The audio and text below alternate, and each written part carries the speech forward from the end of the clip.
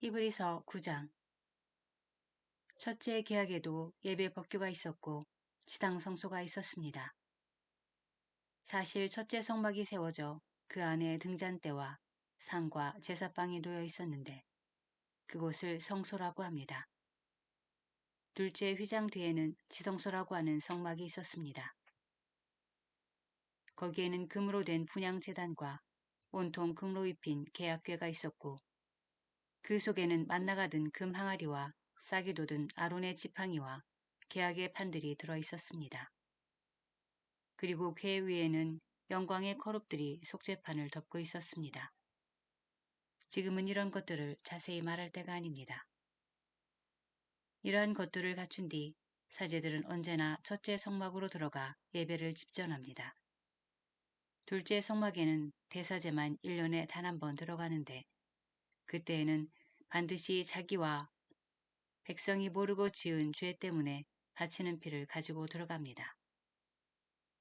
이로써 첫째 성막이 서 있는 동안에는 아직 성수로 들어가는 길이 드러나지 않았음을 성령께서 보여주시는 것입니다.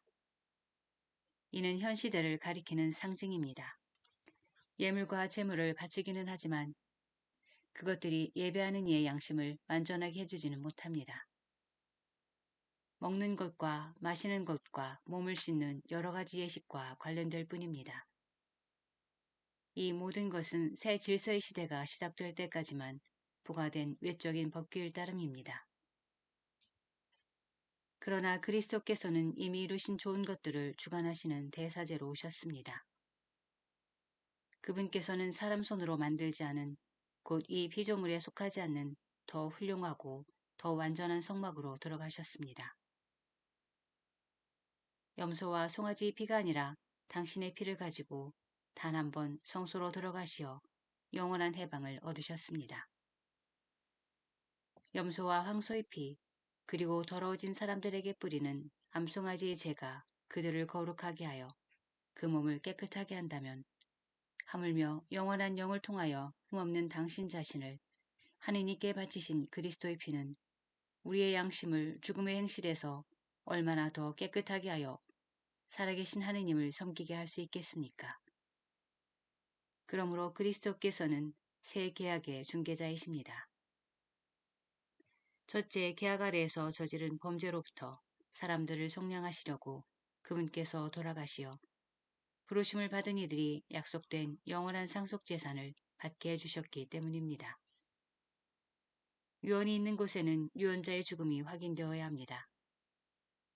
유언은 사람이 죽었을 때에야 유효한 것으로 유언자가 살아있을 때는 효력이 없습니다. 사실은 첫째 계약도 피 없이 시작된 것이 아닙니다. 모세는 율법에 따라 온 백성에게 모든 계명을 선포하고 나서 물과 주옥 양털과 우슬초와 함께 송아지와 염소의 피를 가져다가 계약의 책과 온 백성에게 뿌리며 이는 하느님께서 너희에게 명령하신 계약의 피다 하고 말하였습니다. 그리고 성막과 의식에 쓰이는 모든 기물에도 같은 방식으로 피를 뿌렸습니다. 율법에 따르면 거의 모든 것이 피로 깨끗해지고 피를 쏟지 않고서는 죄의 용서가 이루어지지 않습니다. 그러므로 하늘에 있는 것들을 본뜬 모상들은 이러한 의식으로 깨끗하게 할 필요가 있었습니다. 그러나 하늘의 것들은 그보다 나은 제물이 필요하였습니다. 그리스도께서는 참 성소의 모조품에 지나지 않는 곳에 곧 사람 손으로 만든 성소에 들어가지 않으셨습니다. 이제 우리를 위하여 하느님 앞에 나타나시려고 바로 하늘에 들어가신 것입니다. 대사제가 해마다 다른 생물의 피를 가지고 성소에 들어가듯이 당신 자신을 여러 번 바치시려고 들어가신 것이 아닙니다. 만일 그렇다면 세상 창조 때부터 여러 번 고난을 받으셔야 했을 것입니다. 그러나 이제 그분께서는 마지막 시대에 당신 자신을 제물로 바쳐 죄를 없애시려고 단 한 번 나타나셨습니다. 사람은 단 한 번 죽게 마련이고 그 뒤에 심판이 이어지듯이 그리스도께서도 많은 사람의 죄를 짊어지시려고 단 한 번 당신 자신을 바치셨습니다. 그리고 당신을 고대하는 이들을 구원하시려고 죄와는 상관없이 두 번째로 나타나실 것입니다. 히브리서 10장.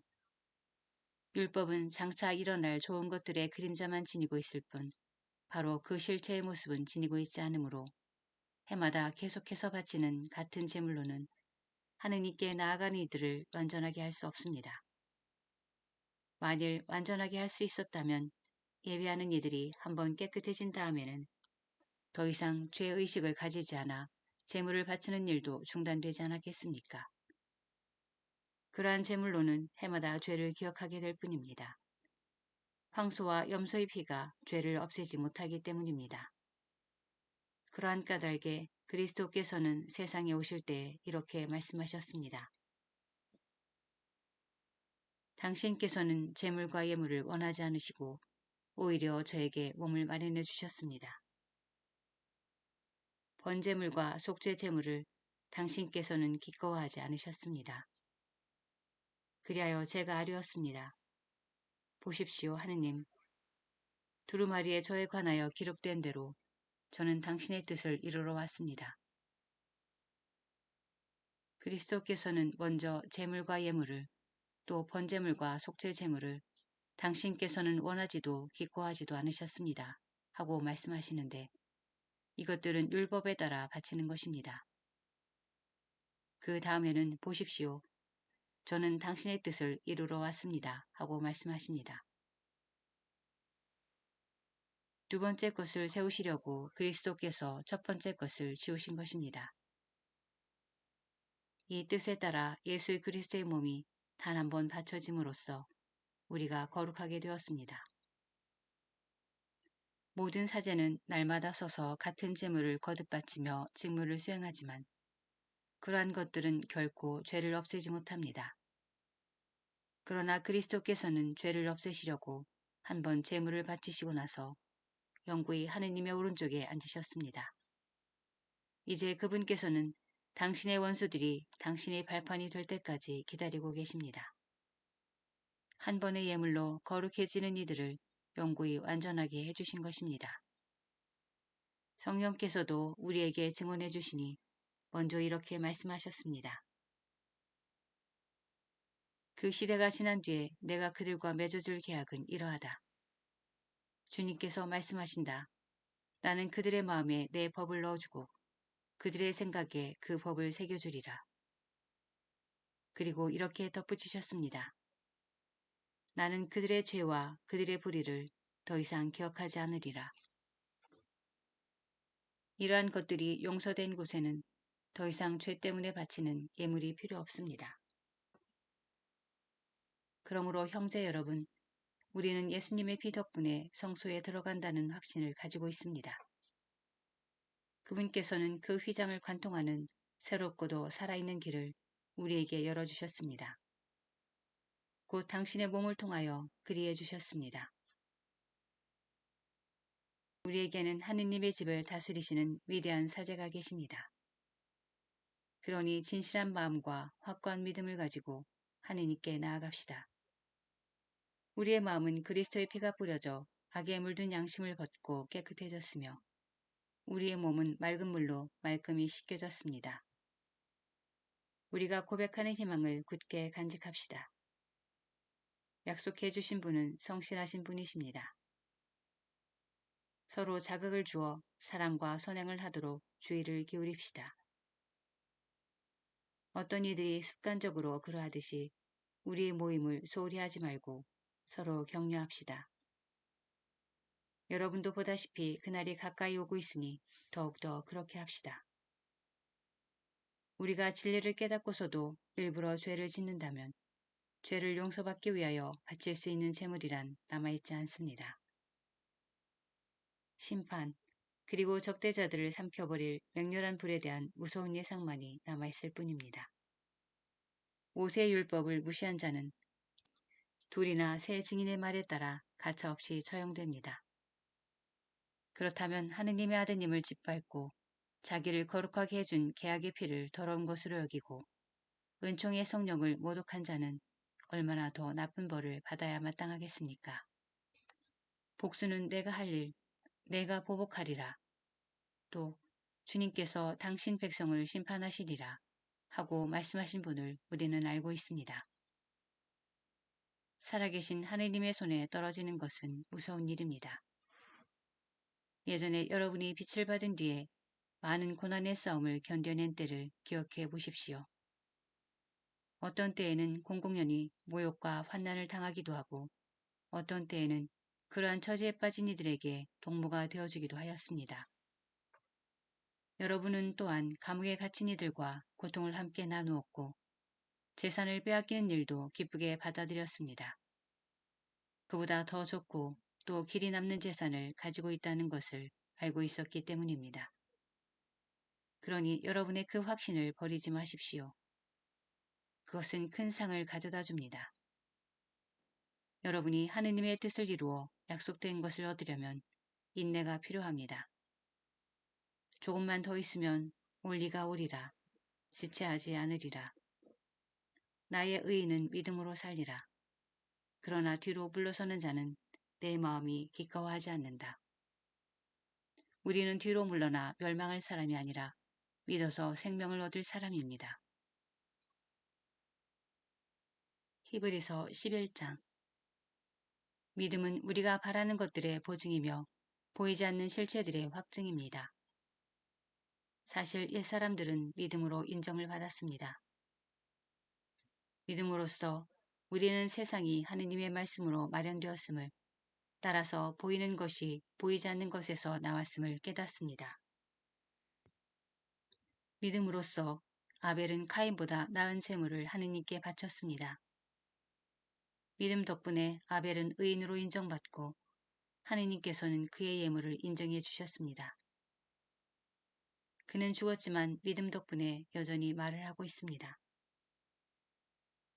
믿음으로써 에녹은 하늘에 들어올려져 죽음을 겪지 않았습니다. 하느님께서 그를 하늘로 들어올리셨기 때문에 아무도 그를 더 이상 볼 수가 없었습니다. 그는 하늘로 들어올려지기 전에 하느님의 마음에 들었다고 인정을 받았습니다. 믿음이 없이는 하느님 마음에 들 수 없습니다. 하느님께 나아가는 사람은 그분께서 계시다는 것과 그분께서 당신을 찾는 이들에게 상을 주신다는 것을 믿어야 합니다.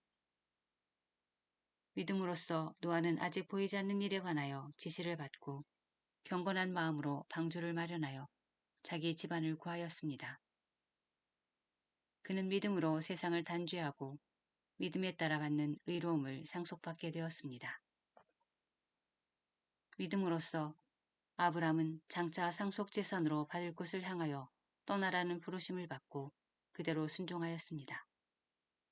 그는 어디로 가는지도 모르고 떠난 것입니다. 믿음으로써 그는 같은 약속의 공동 상속자인 이삭과 야곱과 함께 천막을 치고 머무르면서 약속받은 땅인데도 남의 땅인 것처럼 이방인으로 살았습니다. 하느님께서 설계자이시며 건축가로서 튼튼한 기초를 갖추어 주신 도성을 기다리고 있었기 때문입니다.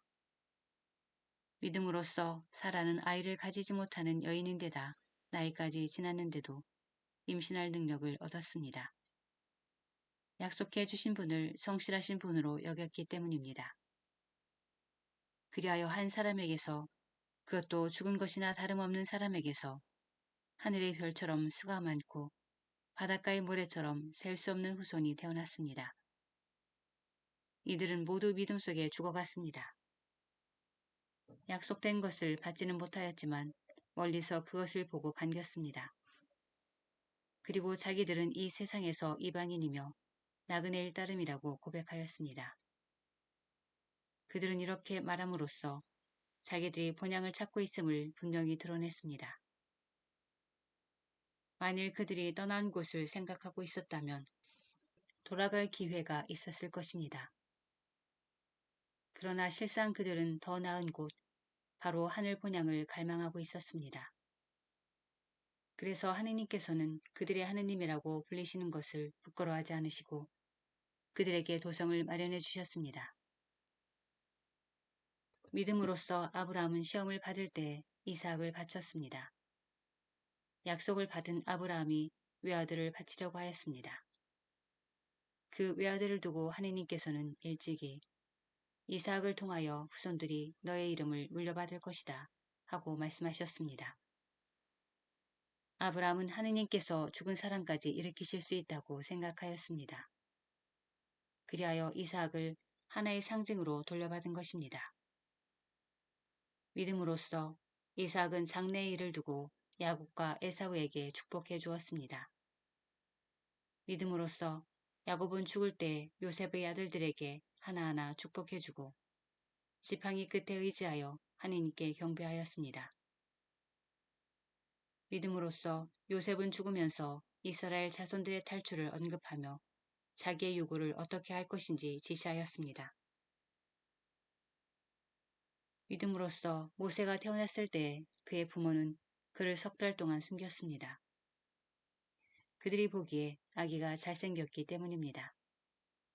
그들은 임금의 명령도 두려워하지 않았습니다. 믿음으로써 모세는 어른이 되었을 때 파라오의 딸의 아들이라고 불리기를 거부하였습니다. 죄의 일시적인 향락을 누리기보다 하느님의 백성과 함께 학대받는 길을 선택하였습니다. 그는 그리스도를 위하여 받는 모욕을 이집트의 보물보다 더 큰 재산으로 여겼습니다. 앞으로 받을 상을 내다보고 있었던 것입니다.